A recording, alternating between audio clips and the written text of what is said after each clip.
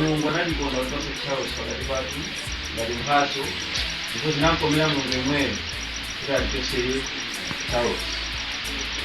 Charles Juni anabadwa pa 9 April 1978 ndipo anatisiya pa 3 Juni chaka cha 2023. Ngapanga masama abwino ndiye kuti because to 47 years. Anaikidwa manda pa 4 Juni 2023 yomweyo. Charles Juni anali ndani kapena tingakumbukire bwanji Charles Juni. Charles Juni anali munthu wokonda kucheza. Ankacheza ndi aliyense, anali chipongwe, analibe chipongwe makamaka ndi munthu aliyense. Ino anzathu amene mwakhala kuno kapena mwayenda naye Charles anali bwenzera wina aliyense. Kwa malama kuno pena pali konse amafika monse ananena kuti munthu wodani ndiye amene anali Charles. Anali wokonda nthabwala. Pamalo pene pakhala Charles anali kuseka. Ataonana ndi Mulungu Yesu ndiye wao. Yesu ndiye wao. Yesu ndiye wao. Ataonana ndi Mulungu Yesu ndiye wao.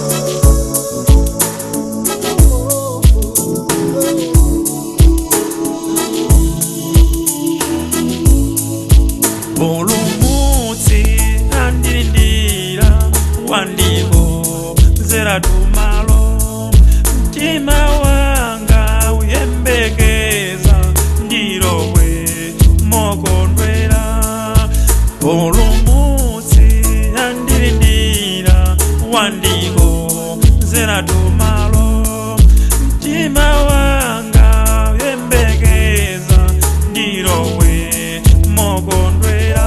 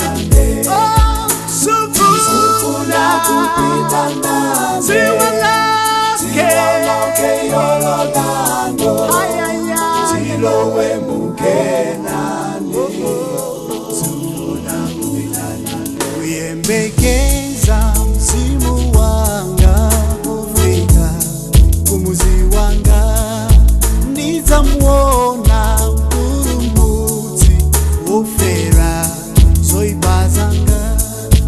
Yembekeza msimu wanga kufika, pumuzi wanga nizamuona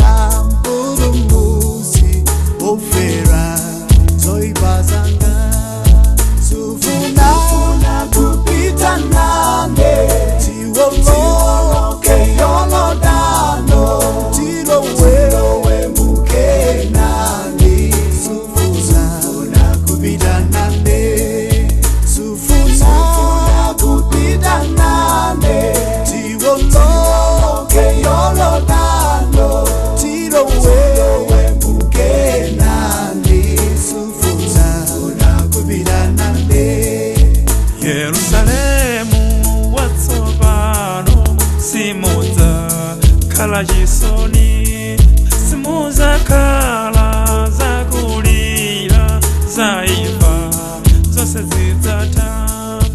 Yerusalemu